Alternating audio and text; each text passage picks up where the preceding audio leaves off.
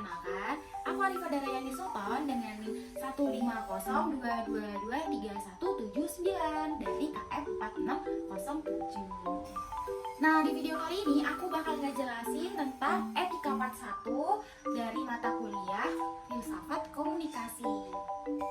Etika menurut filsafat berarti ilmu tentang apa yang biasa kita lakukan atau suatu kebiasaan atau ilmu yang mengenai adat. Sedangkan menurut KBBI, etika merupakan ilmu pengetahuan tentang asas-asas akhlak yang mana dapat diartikan sebagai nilai-nilai atau norma yang menjadi pegangan bagi seseorang maupun kelompok dalam mengatur tingkah lakunya. Jadi jika kita mempelajari etika ini, kita tuh bakal ngedapetin tentang perspektif dari berbagai sudut pandang. Nah, dari sudut pandang itu bakal muncul banyak opini yang harus dipertanggungjawabkan, karena kayak bakal ngasih dampak gitu untuk masyarakat maupun lingkungan, meskipun dampaknya itu bisa negatif maupun positif. Seberapa penting sih etika dalam berkomunikasi? Tentunya penting loh, karena etika itu mempersoalkan bagaimana kita berbuat maupun bertindak. Secara etimologis, etika adalah kebiasaan yang berhubungan dengan moralitas dan dapat mempengaruhi sikap kritis bagi individu yang akan menjadi bekal dalam mengambil sikap rasional dalam membedakan baik buruknya perilaku. Selanjutnya, prinsip dalam berkomunikasi. Nah, terdapat beberapa prinsip dalam berkomunikasi. Nah, yang pertama yaitu ada kebebasan dalam berkomunikasi. Nah, di dalam kebebasan berkomunikasi sendiri terdapat 4 prinsip. Yang pertama, harm principle, di mana kebebasan individu layak dibatasi agar mencegah terjadinya tindakan menyakiti orang lain. Yang kedua, paternalism principle, di mana prinsip ini tuh media tuh sangat mempengaruhi masyarakat. Yang ketiga, moralism principle, di mana baik buruknya suatu moral ditentukan oleh masyarakat. Yang keempat, offense principle, di mana penyampaian pesan tidak boleh menimbulkan kebingungan, rasa malu, juga kegelisahan untuk orang lain. Prinsip yang kedua yaitu privacy dan konfidensialisasi dalam media. Mengenai problematika privasi dalam media, tentunya nggak luput dong dari pers nasional, yang mana tuh arus medianya tuh banyak melanggar dalam penyajian berita yang gunanya tuh atau enggak yang biasanya tuh cuma buat sensasi gitu. Dari hal tersebut muncullah prinsip konfidensialitas yang berkewajiban untuk menyembunyikan informan dari pihak ketiga atau dari orang lain yang juga dalam kondisi tertentu. Selanjutnya ada jenis etika. Dalam berkomunikasi terdapat beberapa bentuk, 2 diantaranya yaitu komunikasi verbal dan komunikasi nonverbal. Menurut Wood, komunikasi verbal biasanya tuh menggunakan simbol dalam bentuk diucapkan maupun dituliskan, yang mana komunikasi verbal ini tuh sering disamakan dengan istilah bahasa. Komunikasi verbal berbentuk percakapan tatap muka, bertelepon, atau yang sering kita lakukan atau yang sering kita nikmati yaitu bersosial media. Barusan aja kan aku udah nyebutin tentang bentuk komunikasi verbal, dimana itu tuh ada etikanya gitu.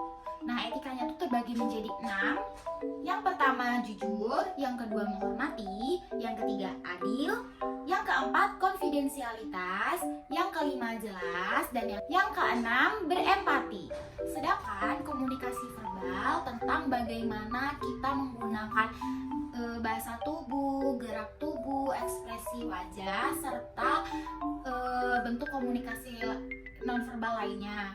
Nah, sama halnya dengan komunikasi verbal, komunikasi nonverbal ini memiliki etika tersendiri, tapi etika yang digunakan kurang lebih sama dengan etika komunikasi verbal. Nah, selanjutnya etika dalam digital.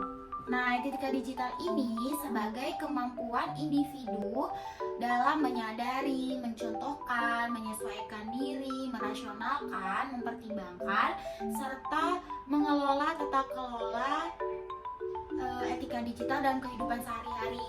Menurut Suryaningsih, terdapat 4 etika dalam etika digital. Yang pertama, berhati-hati dalam memforward. Yang kedua, tidak menggunakan sisi. Yang ketiga, hindari personal attack.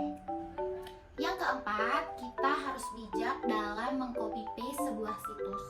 Selanjutnya yaitu studi kasus atau contoh kasus yang akan aku jelasin. Di mana saya akan mengambil contoh kasus pada tahun 2018 yang mana kasusnya tuh mengenai kasus penculikan anak-anak yang tersebar pada media sosial seperti WhatsApp, Twitter maupun Facebook. Dari hal tersebut dapat meresahkan banyak orang tua yang masih memiliki anak-anak kecil. Pada saat itu, hoax yang beredar mengenai tertangkapnya pelaku penculikan di Jalan Kran, Kemayoran, Jakarta Pusat. Namun, kasus tersebut dibantah oleh Kapolsek Kompol, yaitu Saiful Anwar, yang mana kabar tersebut tidak benar. Nah, beredarnya berita tersebut itu dalam bentuk video, yang mana di dalam videonya itu tuh tukang parkir. Padahal sebenarnya tukang parkir itu tuh nggak salah, karena sebenarnya tuh tukang parkir itu tuh mengidap gangguan jiwa. Kasus hoax yang beredar ini tidak terjadi hanya di Kemayoran, tetapi terjadi di beberapa daerah lainnya dengan adanya tambahan ilustrasi yang beragam dan bervariasi. Kasus hoax ini menjadi isu nasional yang mengkhawatirkan juga meresahkan masyarakat.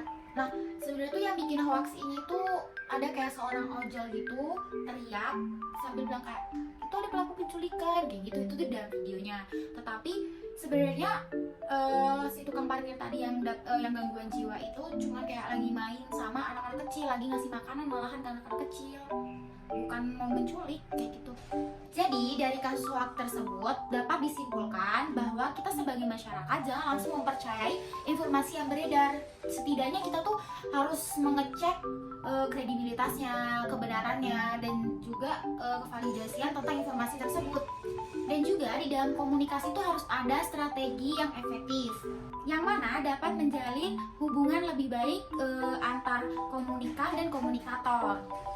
Serta sebagai tolak ukur dari komunikasi yang efektif dalam hal etika adalah ketika kita tuh bisa mengatasi suatu isu atau konflik dengan lawan bicara kita. Sekian penjelasan materi dari saya. Mohon maaf bila ada salah kata, dan bye-bye.